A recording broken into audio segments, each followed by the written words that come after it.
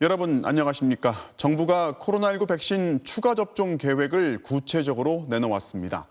60세 이상은 기본 접종을 마치고 4개월 뒤로 지금보다 2달, 50대는 5개월로 지금보다 1달을 줄였습니다. 50세 미만은 당장은 계획이 없습니다. 또 모더나 백신은 앞으로 30세 이상한테만 접종하기로 했습니다. 먼저 박윤수 기자입니다. 앞으로 60세 이상과 요양시설 입소자, 기저질환자는 접종 완료 뒤 4개월, 50대와 경찰, 군인 등은 접종 완료 5개월 만에 추가 접종을 받게 됩니다. 추가 접종 간격이 기존 6개월에서 나이 등에 따라 1, 2개월씩 단축되는 겁니다. 단계적 일상 회복으로 확진자가 느는 데다 요양병원 등을 중심으로 돌파 감염이 잇따르는 만큼 추가 접종을 서두를 필요가 커졌다는 설명입니다. 예방접종 효과가 시간이 경과됨에 따라서 감소한다라는 그 한 가지 면과 함께 겨울을 앞두고 있는 상황에서 이 델타 변이주의 감염이 심각할 것이라는 실제로 방역당국이 국내 접종 완료자들을 분석한 결과 델타 변이로부터 감염을 예방하는 중화항체 값이 아스트라제네카는 접종 후 3개월 만에, 화이자는 5개월 만에 절반 수준으로 떨어졌습니다. 특히 65세 이상 고령층의 경우 시간이 경과할수록 백신의 효능이 급격하게 줄어드는 걸로 나타났습니다. 접종 간격이 당겨지면서 아스트라제네카 백신을 맞은 65세에서 74세도 내년 2월까지 기다릴 필요 없이 올겨울 안에 추가 접종을 받을 수 있어 돌파 감염과 위중증 예방 효과가 기대됩니다. 올 연말까지 추가 접종 대상은 1,378만 명으로 오는 22일부터 예약을 할 수 있습니다. 정부는 40대 이하로 추가 접종을 확대하는 방안도 검토하고 있습니다. 이와 함께 정부는 30세 미만에 대해선 심근염과 심낭염 발생 비율이 상대적으로 큰 모더나 백신보다 화이자 백신을 접종하기로 했습니다. 안전을 위한 선제적인 조치로서 30세 미만은 기본 접종을 모더나 대신 화이자 백신으로 시행하도록 하겠습니다. 아직 1차 접종을 받지 않은 30세 미만은 1, 2차 모두 화이자 백신을 접종하고 이미 모더나 백신으로 1차 접종을 한 경우 2차는 화이자 백신으로 교차 접종하면 됩니다. MBC 뉴스 박윤수입니다. 오늘 위중증 환자가 처음으로 500명을 넘어섰고 새 확진자도 역대 두 번째로 3,000명을 넘었습니다. 과연 단계적 일상 회복 중인 지금 우리는 얼마나 위험한 건지 정부가 5단계로 평가할 새로운 지표를 내놓았습니다. 확진자 발생부터 병실 사정, 백신 접종률까지 모두 17개 지표를 묶어서 판단하는 건데요. 이준범 기자가 설명합니다. 2달 전 800명이 넘는 확진자가 나온 서울 송파 가락시장에서 또다시 48명이 확진 판정을 받았습니다. 화장실을 공동 사용하고 일부 점포는 거리가 가까웠으며 종사자 간 식사를 함께하며 전파된 것으로 보고 조사 중입니다. 오늘 코로나 신규 확진자는 3,187명으로 2달 만에 다시 3,000명을 넘기며 역대 두 번째를 기록했습니다. 위중증 환자 수도 522명으로 500명을 돌파했습니다. 확진 규모에 비해서 위중증 환자의 증가 속도가 상당히 빠르고 많은 상황입니다. 확진자 수와 위중증 환자 수가 늘어나면서 정부는 일상회복 유지 혹은 중단의 지표가 되는 위험도 평가 기준을 공개했습니다. 중환자실 병상 가동률과 의료 대응 역량 대비 발생 비율, 주간 신규 위중증 환자 수, 그리고 60세 이상 확진자 비율과 고위험군 추가 접종률 5가지가 위험도를 평가하는 핵심 지표입니다. 이 지표들을 근거로 일주일간의 주간 평가, 4주간 단계 평가, 유행 위험도가 높은 상황에서 별도로 실시하는 긴급 평가를 하게 됩니다. 위험도 평가 결과는 매우 낮음부터 낮음, 중간, 높음, 그리고 매우 높음 5단계로 발표됩니다. 이 같은 기준을 적용해 지난주 위험도를 평가하면 수도권 위험도는 중간, 비수도권은 매우 낮음이고 전국 평균으로는 낮음이 나왔습니다. 수도권 중환자 병상 가동률과 확진자 수가 크게 증가했지만 비수도권의 지표들이 낮아 위험을 분산시킬 수 있기 때문입니다. 어느 지표 하나가 얼마가 초과하면 바로 그 비상계획을 발동한다라는 그런 내용은 아니고요. 핵심되는 그런 지표 등을 중심으로 평가를 하되 질적인 평가 등을 같이. 그러나 이번 주에는 위중증 환자와 확진자가 더 증가했기 때문에 다음 주 월요일 발표되는 주간 평가 위험도는 상향 조정될 가능성이 있습니다. 정부는 중환자실 병상 가동률이 전국적으로 75%를 넘겼거나 주간 위험도가 매우 높음일 때는 곧바로 긴급 평가를 실시해 일상 회복 중단 등 비상계획 시행 여부를 판단할 계획입니다.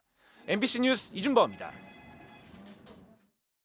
도이치모터스 권오수 회장의 구속영장이 어젯밤 발부되면서 주가 조작의 핵심 공범 5명이 모두 구속됐습니다. 그런데 MBC가 취재해보니 윤석열 후보의 부인 김건희 씨가 이들 중 적어도 3명과 친분이 있는 것으로 확인됐습니다.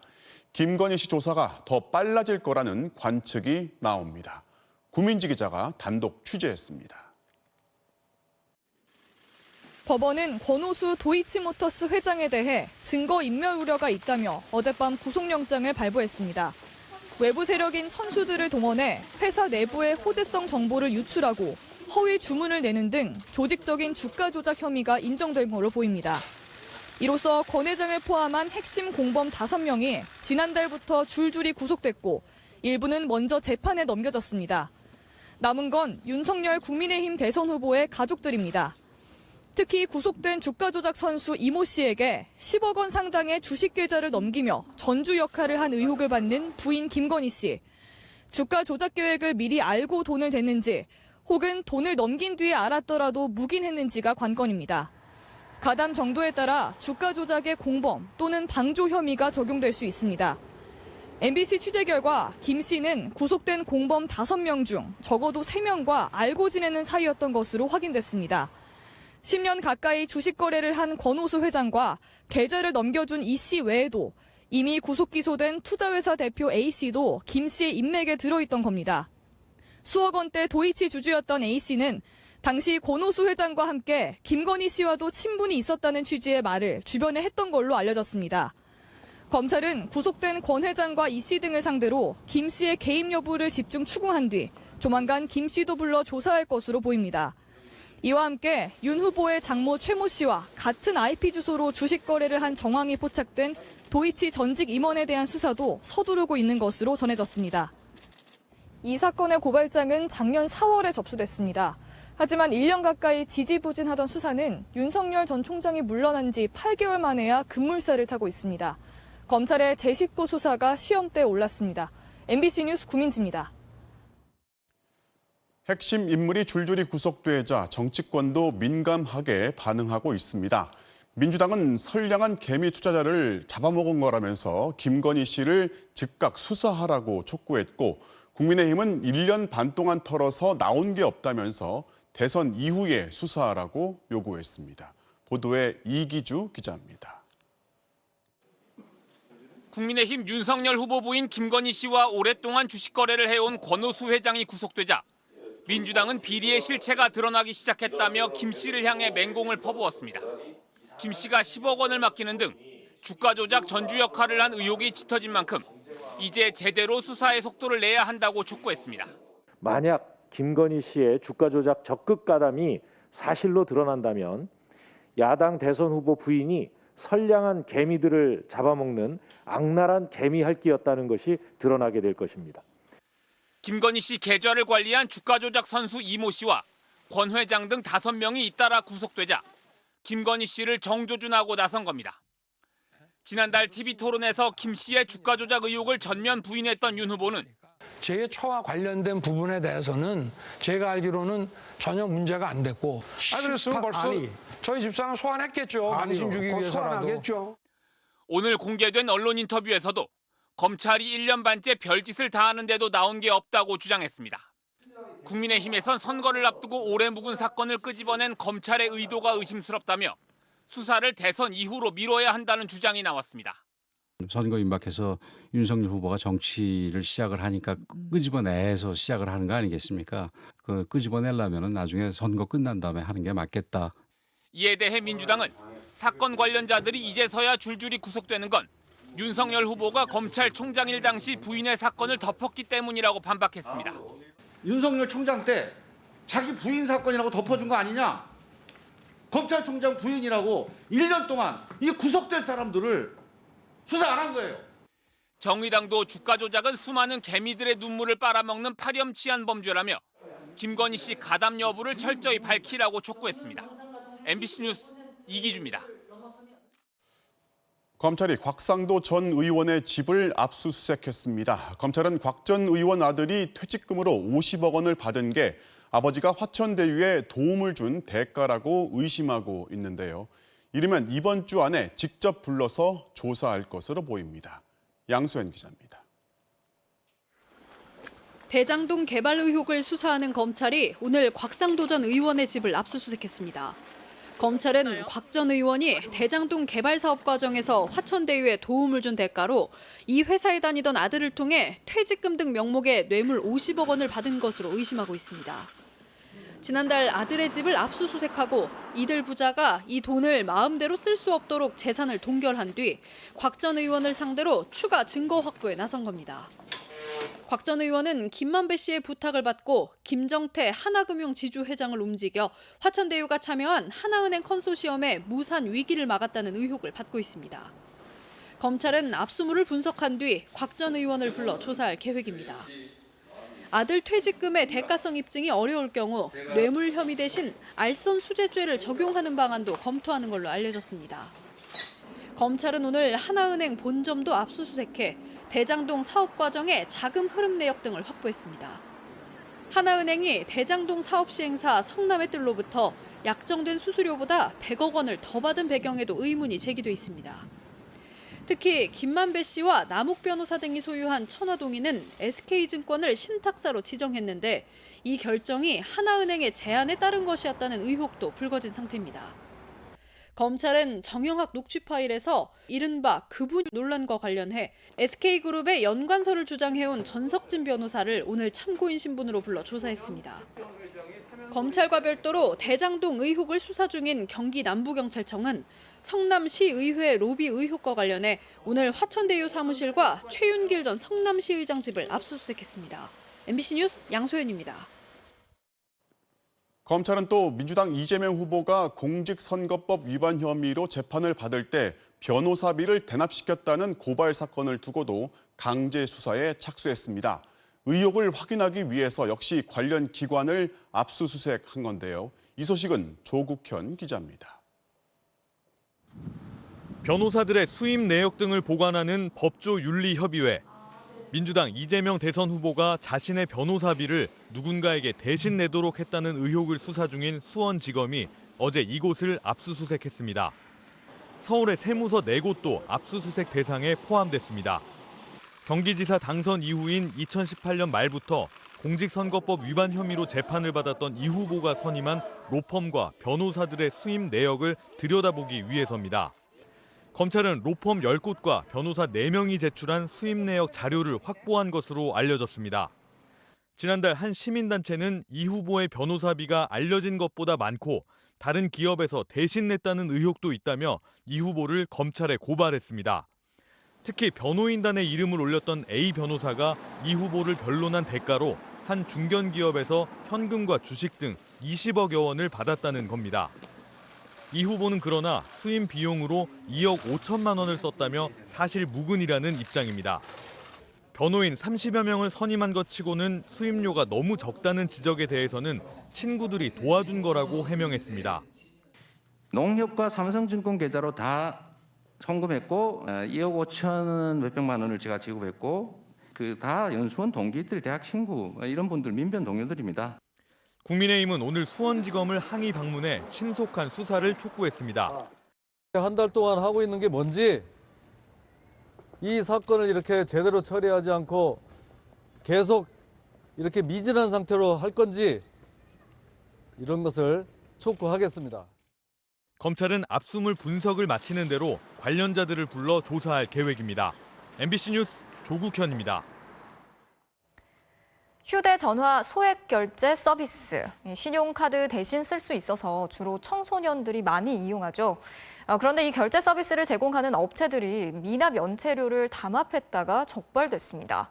공정위가 찾아낸 이메일에는 연체료 올려서 모두 잘 먹고 잘 살자 이런 내용이 담겼다고 합니다. 윤상문 기자가 취재했습니다. 휴대전화 소액 결제 서비스. 신용 등급을 따지지 않고 월 100만 원까지 쓸 수 있습니다. 그래서 신용카드가 없는 청소년이나 저소득층, 사회 초년생들이 주로 이용합니다. 결제 대행업체들은 판매액의 1.2%를 수수료로 챙겨갑니다. 하지만 이것 말고도 중요한 수익이 또 있습니다. 바로 미납 연체료입니다. KG 모빌리언스, 다날, 갤럭시와 머니트리. 2010년 경쟁이 치열해지자 3개 회사가 담합을 시작했습니다. 그동안 없던 미납 연체료를 2%씩 받기로 한 겁니다. 2012년에는 SK플래닛도 담합에 가세했습니다. 4개 업체의 시장 점유율은 90% 이상. 이들은 미납 연체료를 5%까지 올리기로 했습니다. 당시 업체들이 주고받은 이메일에는 5%까지 인상해도 큰 문제가 없다. 모두 잘 먹고 잘 살자는 내용이 담겼습니다. 확인 후 메일은 즉시 삭제해 주시기 바랍니다라는 당부도 증거로 남았습니다. 하루만 늦어도 연체료 5%. 매달 불어나는 건 아니지만 굳이 연이율로 환산하면 60%나 됩니다.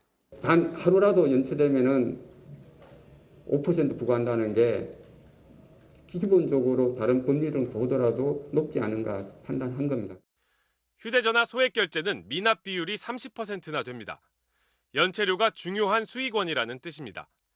이 4개 업체가 지난 9년 동안 연체료로 벌어들인 돈은 3,753억 원입니다. 공정위는 과징금 169억 원을 부과하고 KG 모빌리언스와 SK플래닛은 검찰에 고발하기로 했습니다. SK플래닛은 담합한 사실이 없다, 매우 유감이다, 법적 조치 등 필요한 대응을 하겠다고 밝혔습니다. MBC 뉴스 윤상문입니다. 자, 코로나 시대, 그 어느 때보다 집에서 가족과 함께 보내는 시간이 많아졌죠. 그만큼 가족끼리 사이가 더 좋아졌을까 조사를 해봤는데요. 소득 수준에 따라서 답변이 완전히 달랐습니다. 이정은 기자가 전해드리겠습니다. 통계청이 2년마다 하는 사회조사. 올해는 새로운 질문이 추가됐습니다. 가족 사이의 관계가 코로나19로 인해 더 가까워졌습니까? 대부분 변화가 없었다고 답했지만 소득에 따라 큰 차이가 났습니다. 월 소득 600만 원 이상 고소득층은 가족과 더 가까워졌다는 답이 20%로 멀어졌다는 답보다 3배나 더 많았습니다. 반면 월 소득 100만 원 미만 저소득층은 멀어졌다는 답이 23%로 가까워졌다는 답보다 4배 가까이 많았습니다. 소득에 따라 정반대의 답이 나온 겁니다. 집에 머무는 시간이 길어진 시대. 소득이 가족 관계에도 영향을 준 것으로 추정됩니다. 공간적으로 집이 넓으니까 부딪히는 거 덜 부딪힐 수 있겠죠. 레저 활동을 한다든지 같은 지민 생활을 한다든지. 코로나19 이후 어떤 소비가 가장 크게 늘었냐고 물었더니 식비가 가장 많이 늘었다고 답했습니다. 그런데 그 다음부터는 역시 소득 수준에 따라 달랐습니다. 재택근무, 여가활동, 집 꾸미기, 정서적 만족을 위한 소비가 늘었다는 답이 고소득층은 21%나 됐지만 저소득층은 7%에 그쳤습니다. 학생들 중 원격 수업에 참여한 비율은 저소득층이 고소득층보다 9%포인트 낮았습니다. 원격 수업이 효과적이었다는 답은 저소득층이 고소득층의 절반에 그쳤습니다. 코로나로 교육 격차가 더 커졌을 가능성이 높다는 뜻입니다. 한국 사회에서 노력하면 사회경제적 지위가 높아질 가능성이 있냐고 물었더니 60%는 아니라고 답했고 그렇다는 답은 25%에 그쳤습니다. 소득이 높을수록 계층 이동 가능성이 높다는 답도 더 많았습니다. MBC 뉴스 이정은입니다. 민주당 이재명 후보가 자신의 공약이기도 한 기본주택 입법 논의를 여야 의원들에게 촉구하고 나서면서 이 부동산 정책 공약 논쟁에 다시 불을 당겼습니다. 대규모 공급이라는 목표는 같지만 방식이 다른 이재명, 윤석열, 이 두 대선 후보의 주택 공약을 김재경 기자가 따져봤습니다. 민주당 이재명 후보는 기본주택 관련 법안 4건을 첨부해 여야 국회의원 전원에게 이메일을 보냈습니다. 국민의 주거 안정을 보장해야 할 의무를 정치가 다하고 있지 않다며 자신의 공약인 기본주택이 만병통치약은 아니지만 부동산 공화국을 해소할 첫걸음이 될 거라며 입법 논의를 촉구했습니다. 이재명, 윤석열 여야 두 대선 후보의 주택 공약을 보면 임기 내 250만 호라는 공급 규모는 같습니다. 주택 공급을 250만 호 이상으로 하고 이중 기본주택으로 100만 호 이상을 공급해서 전국에 250만 호 이상, 수도권에 130만 호 이상의 신규 주택을 공급하겠습니다. 그런데 여기에 포함된 무주택자, 청년들을 위한 주택 공급에선 물량과 방식에 차이가 있습니다.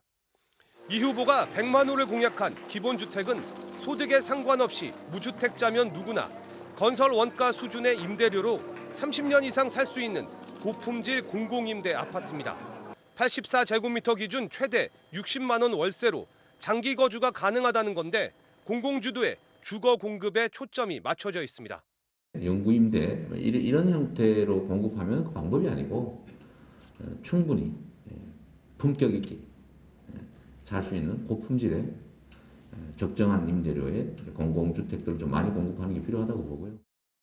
윤석열 후보는 역세권 민간 아파트 용적률을 500%로 상향해 여기서 늘어나는 물량을 무주택자에게 공급하거나 청년들에게 건설 원가의 20%를 내고 나머지는 장기 상환하도록 하는 방식입니다. 규제 완화와 주택 소유의 방점이 찍혀 있습니다.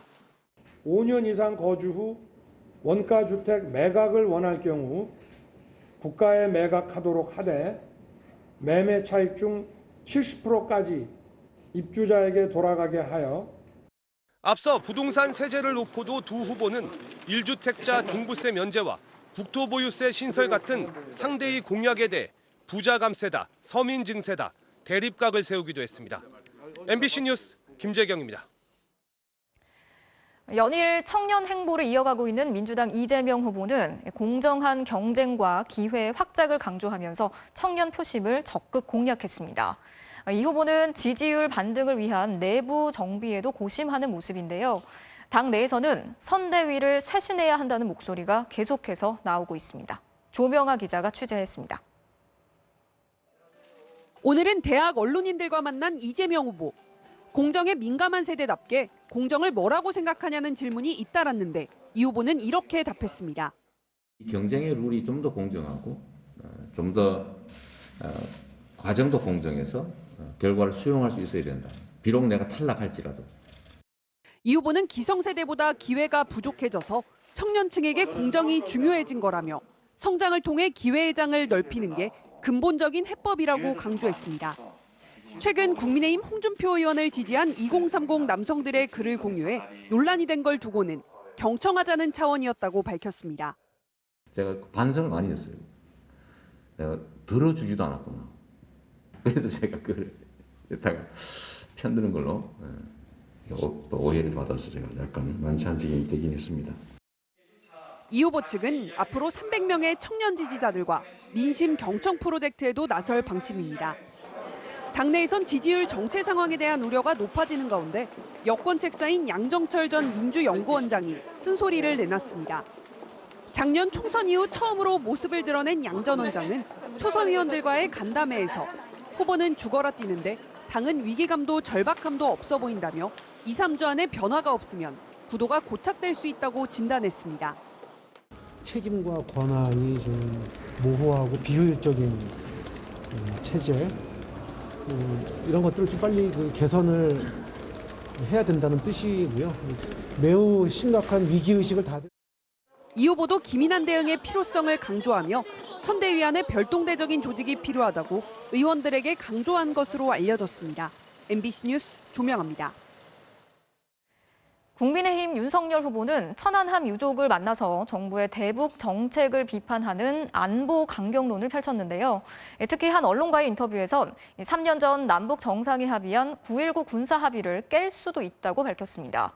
선대위 구성과 관련해선 김종인 전 위원장과 비공개 회동을 갖긴 했지만 합의까지는 이르지 못했습니다. 김정인 기자가 전해드리겠습니다. 국민의힘 윤석열 대선 후보는 순국 선열의 날을 맞아 천안함 전 함장과 유족 대표를 만났습니다. 평소 잘 못 챙겨드렸다고 인사한 윤 후보는 천안함 사건에 대한 입장을 묻는 질문엔 북한의 도발이 분명하다고 밝혔습니다. 또 우리 장병들이 북한의 도발에 의해서 희생이 된 것이고 저는 명확하게 그렇게 생각을 하고 있습니다. 천안함 폭침을 두고 정쟁이 벌어지는 게 안타깝다는 유족들의 말에 윤 후보는 북한에 대한 굴종적 자세 때문이라며 현 정부를 강하게 비판했습니다. 윤 후보는 국민일보 인터뷰에선 북한이 9.19 군사합의를 어기고 있다며 합의 이행을 촉구해 만약 변화가 없다면 파기할 것이라고 말했습니다. 또 남북 정상회담을 선제적으로 제안할 이유는 없다고 선을 그었고 중국에 대해서도 주적인 북한과 동맹을 맺은 나라라며 안보 강경론을 이어갔습니다. 선대위 구성을 놓고는 진통이 계속됐습니다. 윤 후보는 오후에 김종인 전 비대위원장을 만나 인선안을 논의하고 대체적인 의견 일치를 봤다고 공지했는데 김 위원장은 기자들에게 회동 사실 자체를 부인하며 김한길 전 민주당 대표 영입 등 윤 후보 측의 일부 인선 구상에 대해서도 불쾌감을 표했습니다. 인선안 논의를 위해 오늘로 예정됐던 윤 후보와 이준석 대표의 회동도 취소됐습니다. 노 후보가 아무래도 일정이 시시각각 변하다 보니까 전화상으로 다 얘기를 했습니다. 그래서 그 패싱한 거 아니냐는 얘기도 나오는데요. 그건 해석의 영역이고 제가 그렇게 보진 않고 있습니다. 예.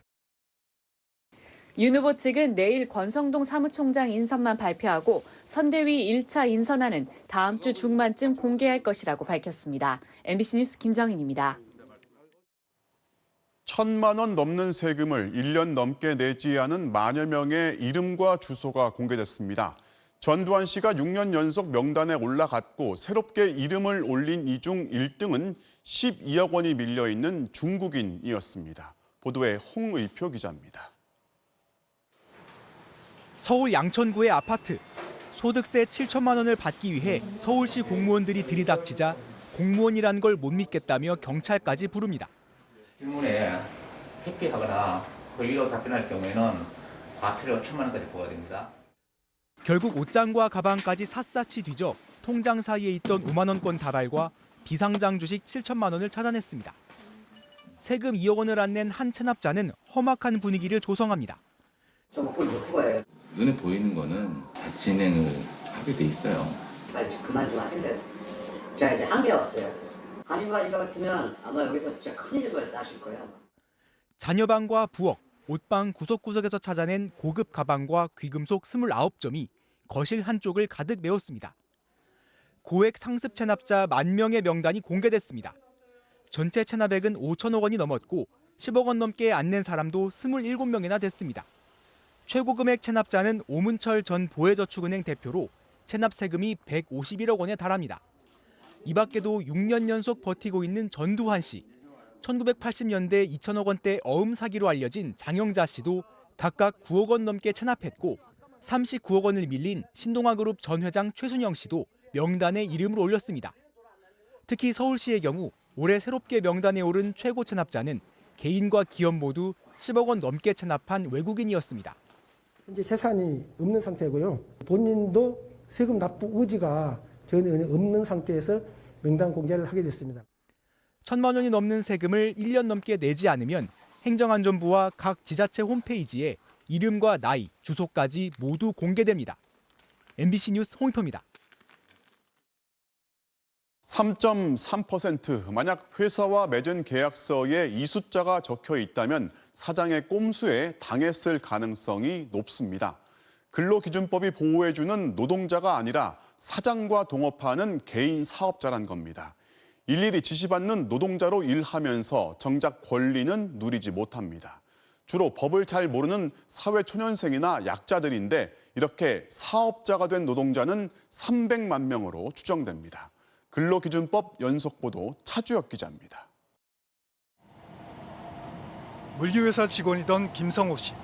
4년쯤 지나자 사장이 근로계약 대신 공동 업무계약을 맺자고 했습니다. 처음엔 뭔지도 모르고 서명했지만 그게 화근이었습니다. 기본급과 수당을 합해 200만 원 정도이던 월급이 갑자기 150만 원으로 줄었습니다. 일명 탕치기. 노동자가 아니라 졸지에 한 탕에 얼마씩 건별 수수료를 받는 개인 사업자가 된 겁니다. 그러니까 하루 종일 일해도 5만 원만 줘도 되니까 그냥 탕으로만 하니까 너는 근로자가 아니라서 그렇게 돈을 줘도 법에 안 걸린다. 다시 근로계약으로 바꿔달라고 요구했지만 싫으면 관두라는 협박이 돌아왔습니다. 근로계약서도 아니고 공동업무계약서를 찍으라고 하지 말고 왜 이걸 써야 되냐고요. 이러기 싫어? 찍어 얼른. 시간 없으니까. 사업주는 노동자에게 일을 지시할 수 있습니다. 대신 의무도 집니다. 근로기준법을 지켜야 하고 사대보험료도 절반을 부담해야 합니다. 그런데 노동자를 개인 사업자로 둔갑시키면 이런 의무가 다 사라집니다. 개인사업소득세 3.3%만 원천징수로 내면 됩니다. 노동자처럼 일 시킬 건 다 시키면서 의무만 피하는 꼼수입니다. 인터넷은 이런 꼼수를 공유하는 글이 넘쳐납니다. 출퇴근 시간 같은 건 적으셨어요? 그거 적으면 안 돼요. 직원이랑 원만히 합의되면 프리랜서 원천세 3.3% 신고하시는 게 제일 좋아요. 사대보험은 사장님하고 반반인데 소득세는 직원이 부담하는 거라 더 낫죠. 법을 잘 모르는 사회초년생이나 사회적 약자들이 주로 이런 꼼수에 당합니다. 3.3% 계약서에 서명하는 순간 하나하나 지시에 따라야 하는 노동자 신분인데도 권리는 모두 사라지는 겁니다. 늦으면 늦는다고 쌍욕 먹고 조금 몸이 안 좋아서 일찍 들어간다면 야 아무것도 할 수 있는 게 없어요. 근데 어떻게 이게 개인 사업자예요? 권리를 박탈당한 이런 비공식 노동자는 얼마나 될까? 노무를 제공하고 사업소득세 3.3%를 내는 사람은 668만 명. 이 가운데 학원 강사 같은 33개 업종으로 분류가 안 되는 기타 자영업자가 315만 명입니다. 지난 10년 사이 6배가 늘어났는데 상당수는 이런 비공식 노동자로 추정됩니다. 비공식 노동자 같은 경우에는 제도의 실패가 아니라 법 적용 집행상의 문제인 거예요. 원래 기업에서는 넌 계약서 자체가 근로계약이 아니 근로자가 아니라고 취급하고 있는 상태인 거죠. CJ 대한통운에서 개인사업자 계약을 맺고 배달 일을 하던 강대훈 씨. 새벽 2시부터 낮 12시까지 10시간 철야 근무에 휴일은 한 달 2번이었습니다. 7년째 되던 지난 8월 강 씨는 화물차 안에서 쓰러졌습니다.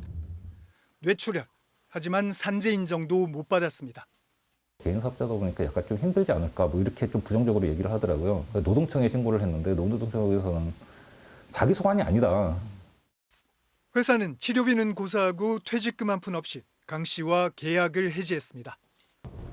빈말이라도 수고했다 그동안 고마웠다 뭐 이 한마디면 이렇게까지 하지는 않았을 거예요. 그냥 뭐 필요 없으니까 가라 라는 식으로 가요 이제. 강 씨에게 남은 방법은 소송뿐이지만 자기가 노동자 신분이었다는 걸 스스로 입증해야 합니다. 300만 명으로 추정되는 비공식 노동자들은 이렇게 몰라서 당하고 알면서도 당하고 있습니다. MBC 뉴스 차주혁입니다. 네, 층간소음으로 갈등을 빚다 아래층 일가족한테 흉기를 휘두른 남성이 끝내 구속됐습니다. 그런데 이 남성은 경찰이 보는 앞에서 흉기를 휘둘렀는데 경찰은 검거는 하지 않고 오히려 현장을 이탈한 것으로 드러났습니다. 임명찬 기자가 단독 취재했습니다. 그제 오후 인천시 서창동의 한 빌라에서 4층 주민 48살 이모 씨가 3층 이웃을 찾아와 소란을 피운다는 신고가 접수됐습니다. 경찰관 2명이 출동해 이 중 1명은 3층 집에서 부인, 딸과 함께 머물렀고 1명은 남편과 1층에서 얘기를 나눴습니다. 그 사이 4층 이 씨가 다시 흉기를 들고 내려왔습니다.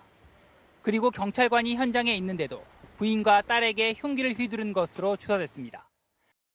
경찰관이 4층으로 올라가라고 분리를 한 거예요. 분리해가지고 피해자들하고 있는데 뒤에서 몰래 와가지고 그렇게 해버린 거죠. 그런데 3층에 있던 경찰관은 현장을 이탈해 1층으로 뛰어내려갔습니다. 놀라 뛰쳐 올라온 남편이 흉기를 든 이 씨를 제압했고 그 과정에서 부상을 입은 것으로 전해졌습니다. 확 찌르니까 그 상황에서 급히 지원을 요청하기 위해서 막 내려간 걸로 지금 파악하고 있는 거죠, 저희는. 현장에 출동했던 지구대 소속 경찰관은 지원 요청을 하려 현장을 이탈했던 것이라는 취지로 진술한 것으로 전해졌습니다. 피해 가족은 빌라를 관리하는 LH 측에 당시 상황을 입증해줄 CCTV 공개를 요청한 것으로 전해졌습니다. 흉기를 휘두른 이 씨는 평소 층간소음 때문에 3층 이웃과 갈등을 빚어왔으며 사건 당일도 소란을 피워 경찰에 붙잡혔다가 풀려난 지 4시간 만에 범행을 저질렀습니다. 이게 지금 경찰 신고가 처음이 아니고 예전에도 오셨었어요. 이게 한 2달 정도 됐었어요. 그래서 처음에 밑에서도 나서 경찰이 한 번 와서 제가 가서 말린 적이 있었어요. 경찰은 살인미수와 특수상해 등 혐의로 이 씨를 구속하는 한편 현장에 출동한 경찰관의 대응이 적절했는지 조사에 착수했습니다. MBC 뉴스 임명찬입니다.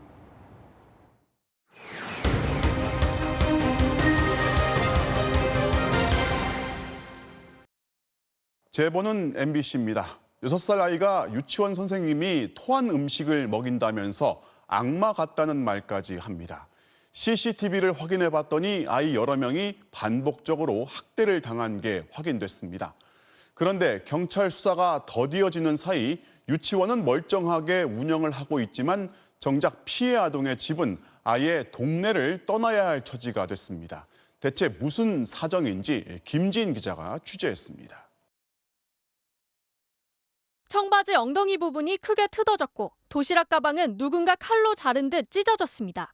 오른쪽 팔목엔 붉은 멍이 생겼습니다. 지난해 여름 한 달 사이 유치원에 다녀온 6살 정훈이에게 생긴 일입니다. 유치원에 찾아가자 원장은 오히려 선생님을 두둔했습니다. 다치고 오든 이 아이가 맞고 오든 선생님한테 가고 싶은 날도 어느 정도 참으셔야 돼요. 이 문제가 대두가 된 것도 난 어머님이 한 발짝 뒤로 물러나셨으면 좋겠어요. 그러면서 예민한 사람이라고 부모를 탓했습니다. 어머님이 다른 어머님들보다는 훨씬 더 예민하시고 어머님처럼 그렇게 하면은 저희가 운영을 하기가 어렵죠.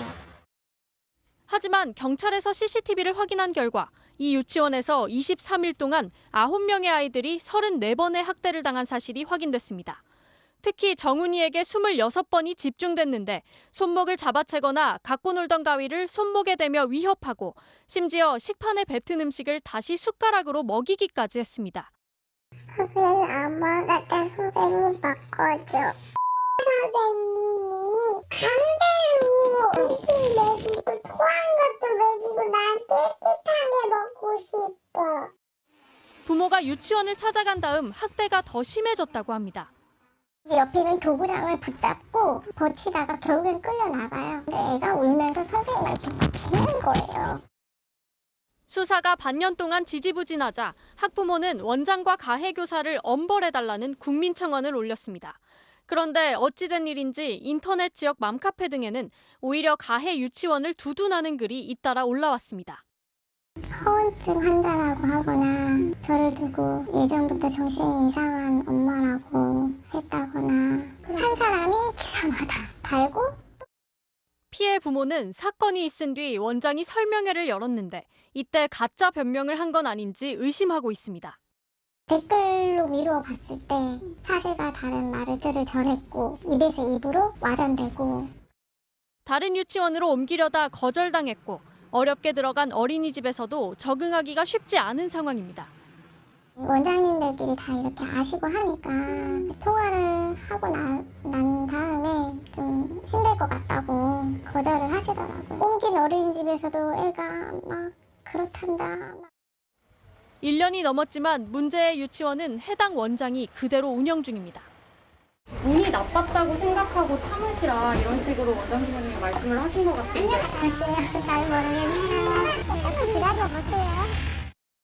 경북경찰청은 최근에서야 아동학대 혐의로 원장과 가해교사를 검찰에 넘겼습니다. 하지만 정훈이네는 다른 지역으로 이사를 계획 중입니다. 선생님 때문에 내 추억을 다 망쳤어. 슬퍼. 보고 싶어. MBC 뉴스 김지인입니다. 요소수가 귀하다 보니 중국인들이 중국에서 요소수를 들여와서 평소보다 6배 비싸게 팔려다 적발됐습니다. 창고에 쌓아두고 이걸 어디에 팔지 알아보던 중 꼬리가 잡힌 겁니다. 보도에 이문현 기자입니다. 창고 안쪽 깊숙이 상자들이 겹겹이 쌓여 있습니다. 비닐 포장도 안 뜯은 상자에는 한자로 브랜드 이름이 적혀 있습니다. 상자 묶음마다 환경당국이 봉인했다는 스티커가 붙었습니다. 바로 요소수입니다. 중국 청두에서 들여온 요소수 8,200리터입니다. 피의자들은 이 창고 안에서 요소수를 판매하려다가 경찰에게 적발됐습니다. 30대 중국인 무역업자 등 4명은 지난 12일 10리터짜리 요소수 820통을 사들였습니다. 평소 시장 가격은 10리터당 10,000원 정도. 이들은 웃돈을 얹어 10리터당 3만 원의 요소수를 사들여 2배인 6만 원에 팔려고 시도했습니다. 경찰과 환경청 등 정부 합동 단속반은 요소수가 창고에 도착한 당일 저녁 구매자인 척하며 접근해 이들을 적발했습니다. 수입되기 전에 이제 판매처를 물색하는 과정에서 저희한테 첩보가 입수되었고 물건이 들어온 날 당일 현장에서 검거할 수 있었습니다. 이들은 국립환경과학원에서 받아야 하는 제품 적합성 검사를 거치지 않았습니다. 정부 긴급 조치에 따라 요소수는 주유소가 아닌 개인에게는 팔 수 없는데 경찰은 이들이 일반 운전자들을 상대로 판매를 하려 한 것으로 보고 있습니다. 적발된 업자는 밀수한 것은 아니며 주유소에 영업하려 했다고 주장했습니다. 제가 판매증이 없이 팔려고는 제가 했거든요. 물류를 어떻게 들고 오면 저하고 상관이 없다. 그거는 경찰은 4명을 불구속 입건하고 요소수 수입과 판매 과정을 조사하고 있습니다. 정부는 압수한 요소수 8,200리터를 봉인 조치했습니다. MBC 뉴스 이문현입니다.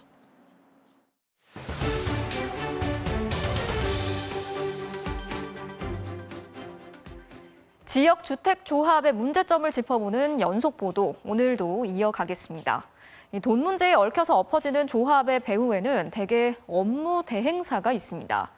조합원들이 건설이나 인허가에 서툴다 보니까 일을 맡기는 곳인데 저희가 취재를 해봤더니 실상은 거꾸로였습니다.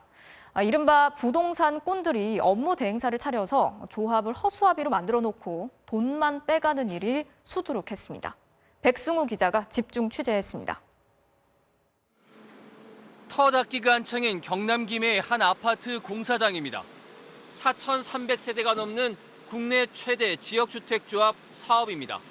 대형 레저 쇼핑 시설을 마주보고 고속도로 진출입도 수월해 분양까지 성공적으로 마쳤습니다. 이제 생활의 품격이 달라집니다. 하지만 불과 3, 4년 전만 해도 사업은 완전히 엎어질 뻔했습니다. 업무 대행사가 문제였습니다. 전 업무 대행사의 많은 횡령으로 배임 횡령으로 이어진 거죠. 지난 2015년 사업 예정지의 한복판, 땅 4필지가 거래됩니다. 전형적인 알박기입니다. 누가 샀나 했더니 당시 업무 대행사였습니다. 이 땅을 6억 5천만 원에 사들인 뒤 6개월 만에 무려 5배 가까이 비싼 값에 조합에 팔아넘겼습니다. 이 황당한 거래에 업무 대행사와 조합은 한통속이었습니다.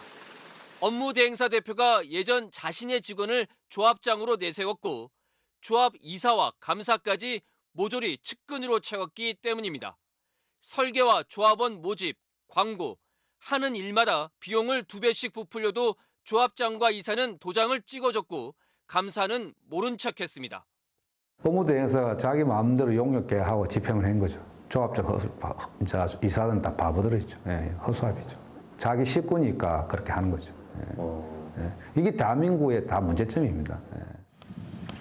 인근의 또 다른 지역주택조합 사업장. 조합 설립 3년 만에 사업비 110억 원은 온데간데 없고 오히려 수십억 대 빚만 남았습니다. 돈을 빼간 업무 대행사 회장은 도주 중입니다. 착잡하죠. 말판이고 비싼 수업료 냈다 생각하고 그냥 날렸다 생각하고 그냥. 조합원들은 계약금 3천만 원 날린 것도 모자라 탈퇴하려면 300만 원 넘게 더 내야 할 판입니다. 조합은 해산 절차를 밟고 있습니다. 명칭상 업무 대행사가 조합이지만 저끼리 다 처물라고 그렇게 만들어 놓은 거예요. 절대는 생각하지 말고 그냥 우리 돈이나 빼가나 그냥 빠지면 된다. 역시 사업이 틀어진 부산의 지역주택조합. 이전의 사업 조직도를 보면 당시 조합장이 아예 업무 대행사 소속 부장으로 표시되어 있었습니다. 말이 조합장이지 매일 출퇴근 시간까지 보고했습니다. 솔직히 우리는 한 10분쯤 몰랐지 않았나요? 나는 몰랐어. 조합이 주인인 게 아니라 실제로는 업무 대행사가 조합원들을 끌어들이며 배후에서 사업을 쥐락펴락하는 겁니다. 바지 사장으로 세우는 거죠. 아는 사람이나 이제 지민척으로 거의 몇백억씩 벌죠. 최소. 작은 부지를 한다 하더라도. 현행법의 업무 대행사 임직원은 조합 임원이 될 수 없다고 되어 있습니다. 하지만 처벌 규정은 없습니다. 국토교통부는 피해 예방을 위한 연구를 맡기겠다면서도 업무 대행사를 반드시 지정할 필요는 없다며 현실과 동떨어진 답변을 내놨습니다. MBC 뉴스 백승우입니다. 금리가 싼 대출로 갈아타라거나 높은 수익을 내준다고 속여서 돈을 가로챈 보이스피싱 조직이 붙잡혔는데 은신처에는 수억 원대 슈퍼카와 현금 다발이 수두룩했습니다. 춘향이나 스크루지 같은 가명을 써서 조직원들에게도 신분을 숨겨가면서 사기 행각을 벌였습니다. 정상빈 기자가 취재했습니다. 아파트 지하 주차장에 놓인 주황색 스포츠카, 시가 4억 원짜리입니다. 이 수입 고급 SUV 역시 3억 원대입니다. 다른 고급차의 트렁크 바닥 예비 타이어를 넣는 공간에는 현금 다발이 숨겨져 있습니다. 경찰이 적발한 보이스피싱 조직의 은신처, 검은색 금고 안에 5만 원권 지폐 다발이 벽돌처럼 쌓여 있고 가죽 보관함엔 금시계와 귀금속이 가득합니다. 작년 12월부터 불과 석 달 동안 보이스피싱으로 무려 32억 원을 챙겼습니다. 아, 이건 아니구나 라고 느꼈을 때는 이미 돈이 2억까지 불어 있더라고요. 이들은 SNS 메신저로 접근해 더 싼 금리의 대출로 갈아타라, 금이나 주식, 해외 선물 등의 투자에 높은 수익을 주겠다며 60명으로부터 돈을 받아 가로챘습니다. 투자금 명목으로 돈을 가로챈 다음 수익금을 줄 테니 인출 수수료를 달라며 5번이나 더 돈을 뜯어낸 경우도 있었습니다. 경찰은 이들이 통장 모집팀, 현금 인출팀, 콜센터 관리팀 등 역할을 철저히 분담해 체계적으로 운영했다며 사기죄 외에도 처벌 수위가 높은 범죄단체 조직죄를 적용했습니다. 팀이 다르면 간부들의 본명조차 몰랐습니다. 총책은 춘향이, 다른 간부들은 스크루지, 천만 이런 가명을 썼기 때문입니다. 춘향이 임모 씨는 3년 전 동남아에서 보이스피싱 조직원으로 일을 배운 뒤 독립한 것으로 조사를 했습니다. 주변 친구들 3명하고 같이 그 베트남에 가서 피해자들한테 주식 투자를 유도하는 이제 홍보 업무를 이제 그 수법을 배웠습니다. 경찰은 34명을 검거해 24명을 구속하고 현금 9억여 원과 자동차 등 범죄 수익을 몰수보전 조치했습니다. 올해 경찰청 국가수사본부 특별 단속에서 붙잡힌 전화금융 사기범은 19,000여 명에 달합니다. MBC 뉴스 정상빈입니다. 식용으로 사용하면 안 되는 말벌이나 불개미로 술을 만들어서 판매한 업자들이 무더기로 적발됐습니다. 신경통이나 관절염 치료에 효과가 있는 것처럼 홍보를 했는데 안전성이 확인되지 않은 건 물론이고 자칫하면 생명까지 위험할 수 있다고 합니다. 김성현 기자가 취재했습니다. 경기도 화성의 한 건강원, 술과 꿀을 담은 병 수십 개가 창고에 가득 쌓여 있습니다. 병 안을 빼곡히 채우고 있는 건 말벌과 말벌즙입니다. 말벌을 넣어 담금주와 꿀절임을 만든 겁니다. 이 제품들을 판매하는 인터넷 사이트. 말벌 한 마리 한 마리를 일일이 잡아 정성껏 담갔다며 신경통과 당뇨병, 심장병 등을 치료하는 회춘의 묘약이라고 선전합니다. 한 채? 150마리 정도. 150마리. 야생 불개미로 술을 담가 판매한 업자들도 함께 적발됐습니다. 불개미채 섭취를 하는 건가요? 네. 누구한테 판매했죠? 판매하시는 분한테 몇 병. 적발된 업체들은 말벌 무료 퇴치라는 인터넷 블로그를 운영하며 말벌을 제거해달라는 요청이 들어오면 신고 장소를 방문해 말벌을 채집하거나 지리산 등지에서 불개미를 채집해 제품을 만들었습니다. 말벌과 불개미로 만든 술과 꿀은 지난 5년 동안 주로 신경통과 관절염 환자들에게 한 병에 최대 20만 원 정도씩 220여 병, 2,600만 원어치가 팔렸습니다. 하지만 말벌과 불개미는 의학적 효과와 안전성이 입증되지 않아 식용으로 절대 사용해선 안 되는 원료입니다. 특히 말벌의 만다라 톡신이라는 맹독성 성분은 인체에 알레르기를 일으키고 기도를 막아 심할 경우 생명까지 위협할 수 있습니다. 효과가 있는 것으로 판매하였지만은 이는 과학적으로 검증된 바가 없으며 심각한 부작용이 있을 수 있으므로 식약처는 말벌주 등 60여 병을 전량 폐기하고 적발된 업자 5명을 경찰에 넘겼습니다. MBC 뉴스 김상환입니다. 동유럽의 폴란드와 벨라루스 국경에서 한 달째 난민 갈등이 빚어지고 있는데 결국 물리적인 충돌로까지 악화되고 있습니다. 폴란드가 국경을 넘으려는 수천 명의 난민을 막으려고 물대포와 최루탄까지 동원했습니다. 박소희 기자가 전해드리겠습니다. 폴란드 국경 검문소 앞 난민들을 향해 물대포와 최루탄이 쏟아집니다. Oh my God, we're being blasted by water cannon from the Polish side. Tear gas has been thrown as well. 난민들은 돌을 던지며 맞섭니다. If they give us gas, we will give them storm. 수천 명 중동 난민들이 국경을 넘으려다 국경 수비대와 충돌한 겁니다. 이들은 폴란드를 통해 독일 등 다른 유럽연합 회원국에 정착하는 게 목표입니다. 지난해 88건이었던 난민 유입은 이달에만 5천 건으로 급증했습니다. 폴란드 정부는 벨라루스 정부가 난민 떠넘기기를 하고 있다고 주장합니다. And the Belarusian services are assisting them by giving them equipment to cut through the fence and giving them tear gas which is used against our border guards. 벨라루스는 폴란드가 난민들을 무력 진압하고 있다고 비난했습니다. 한 달째 국경에 갇힌 난민들은 영하의 추위와 굶주림에 고통받고 있는데 최소 12명이 숨진 것으로 인권단체들은 추정했습니다. What's going to happen next? I don't know. But we cannot wait here. We cannot hold ourselves here. We got no protection. We go there to European Union. 러시아와 유럽연합, 영국이 각각 벨라루스와 폴란드를 지원하며 군사적 긴장감도 높아지고 있습니다. 영국이 국경 강화를 위해 공병대를 파병할 계획이고 그동안 인도주의적 관점에서 난민 수용에 호의적이던 유럽연합도 국경 장벽 건설을 논의하는 등 태도가 바뀌었습니다. This is the attempt of an authoritarian regime to try to destabilize its democratic neighbors. This will not succeed. 전날 메르켈 독일 총리와 루카센코 벨라루스 대통령이 전화로 국경 갈등의 악화를 막을 방안과 난민 지원을 논의했지만 충돌 사태를 막지는 못했습니다. MBC 뉴스 박소희입니다. 아프리카 우간다의 수도 한복판에서 큰 폭발이 2차례 발생해서 40명 가까운 사상자가 나왔습니다. 이슬람 국가 IS와 연계된 테러 단체가 저지른 자살 폭탄 공격으로 밝혀졌습니다. 신정영 기자가 전해드리겠습니다. 우간다 수도 캄팔라의 한 경찰서 앞. 행인들 사이에서 갑자기 폭탄이 터지고 희뿌연 연기 구름이 피어오릅니다. 공포에 질린 시민들이 바닥에 주저앉거나 달아납니다. Please help him. 3분 뒤, 이번엔 의회 건물 앞 거리에서 또 폭탄이 터졌습니다. We first had a blast, and then when we stayed a bit, we had another blast, and we saw dust all over. 2차례 폭발로 테러범 3명과 민간인 3명 등 6명이 숨졌고 최소 33명이 다쳐 병원에서 치료를 받고 있습니다. 현지 경찰은 또 다른 용의자가 3번째 공격을 시도하기 직전 체포해 폭탄 조끼를 벗겨냈다고 설명했습니다. 이번 공격은 이슬람 국가 IS와 연계된 테러 단체인 ADF의 소행으로 밝혀졌습니다. The hallmarks of the attack clearly indicate that the ADF-linked radicalized group who still have a desire to carry out lethal attacks on soft targets using suicide attackers.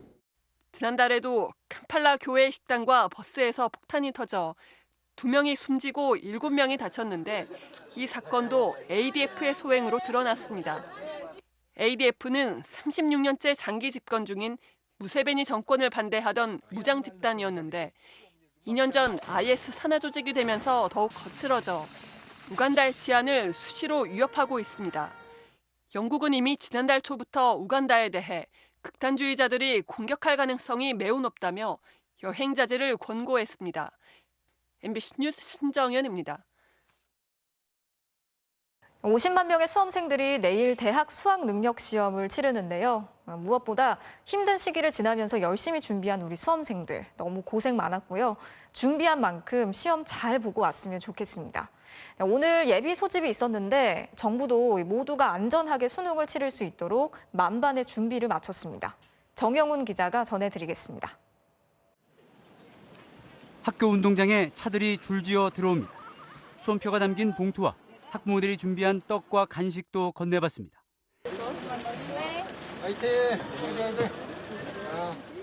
수능을 하루 앞두고 전국 1,300여 개 시험장에서 예비 소집이 실시됐습니다. 지금까지 계속 해온 게 있으니까 다 쏟아붓고. 코로나19로 힘들게 시험 준비를 해온 수험생들 335 모여 서로를 격려했습니다. 1년 동안 열심히 했으니까 잘 보자. 화이팅! 지난 11일부터 어제까지 확진 판정을 받은 유치원과 초중고 학생은 하루 평균 304명이나 됩니다.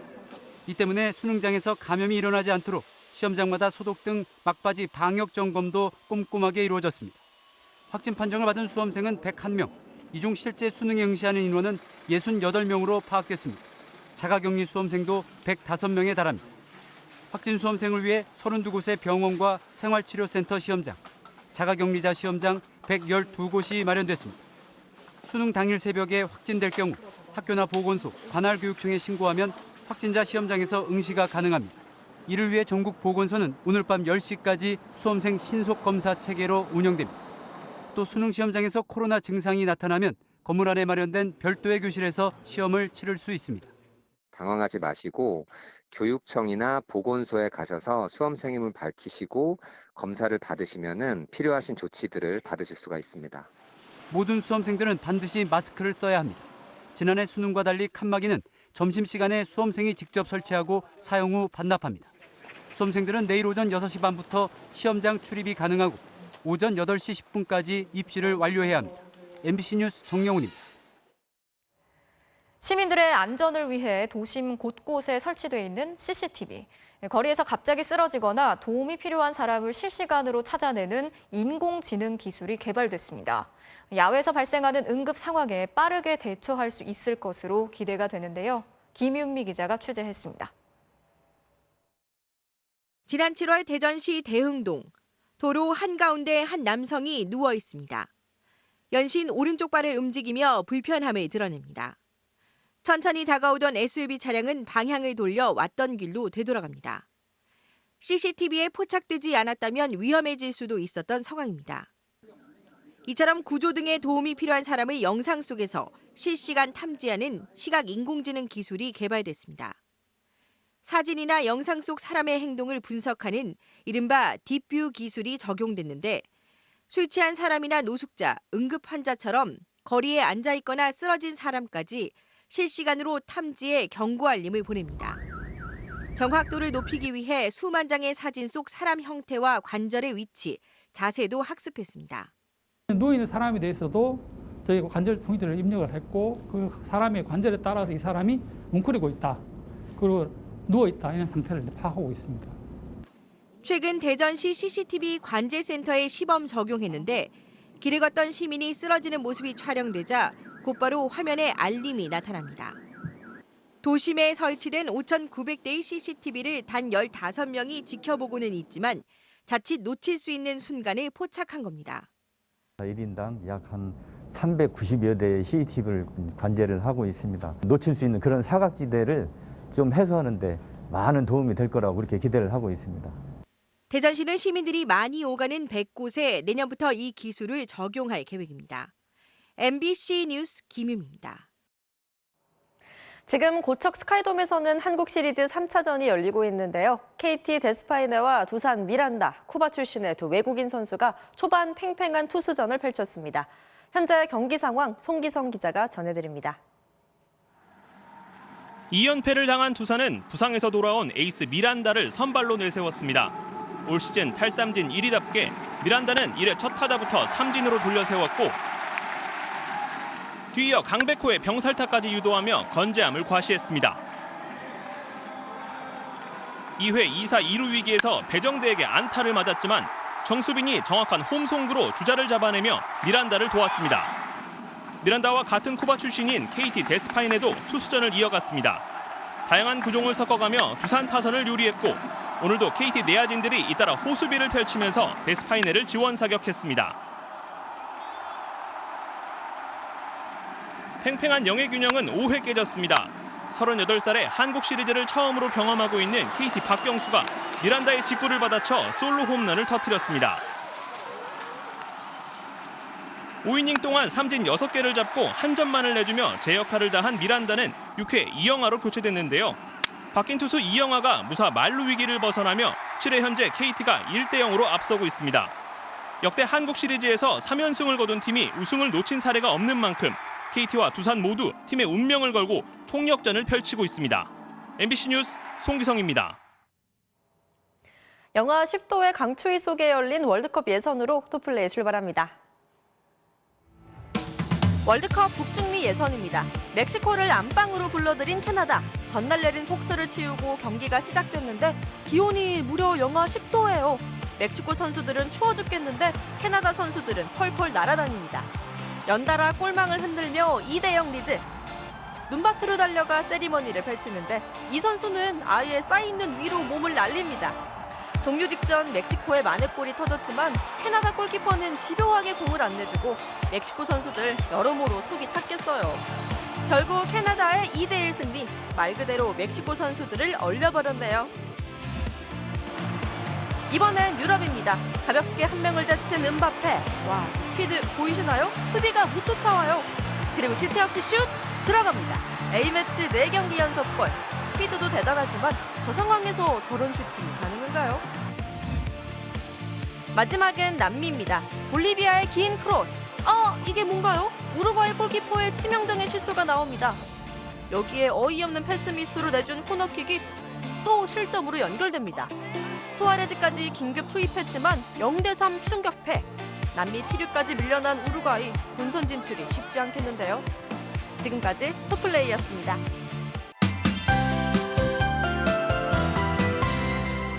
수능일인 내일도 추위 걱정은 없겠습니다. 다만 중부지방 수험생분들은 조금 서둘러 나가는 게 마음은 편하겠습니다. 또 다소 번거롭더라도 작은 우산 하나 챙겨주셔야겠는데요. 비의 양은 적겠지만 이른 아침부터 서울을 비롯한 경기 북부와 영서 북부에서 비가 시작돼 낮 동안에는 그 밖에 수도권과 충청 북부까지 비가 확대되겠고요. 시험이 끝나고 나갈 때쯤에는 비가 대부분 그치겠습니다. 한편 동해안 지방은 별다른 비 소식 없이 메마른 날씨가 이어지고 있습니다. 여전히 건조주의보가 발효 중인 가운데 내일 강원 산지에서는 강풍주의보까지 내려지겠습니다. 모레까지 순간 시속 90km에 달하는 강한 바람이 불 것으로 보이니까요. 화재 사고가 나지 않도록 각별히 주의하셔야겠습니다. 내일 남부지방은 비 소식 없이 온종일 맑기만 하겠고요. 비가 그친 뒤 수도권을 중심으로는 미세먼지가 들어오면서 농도가 높아지겠습니다. 내일은 아침에도 크게 쌀쌀하지 않겠습니다. 서울의 최저 기온은 7도, 대구 4도, 광주 6도가 되겠고요. 낮 최고 기온은 서울이 15도, 광주와 대구 17도까지 올라서 포근하겠습니다. 일요일과 월요일 사이에는 전국에서 비가 오겠고 다음 주에는 영하권 추위가 찾아오겠습니다. 날씨였습니다. 11월 17일 뉴스데스크 마치겠습니다. 오늘도 함께해 주신 여러분 고맙습니다.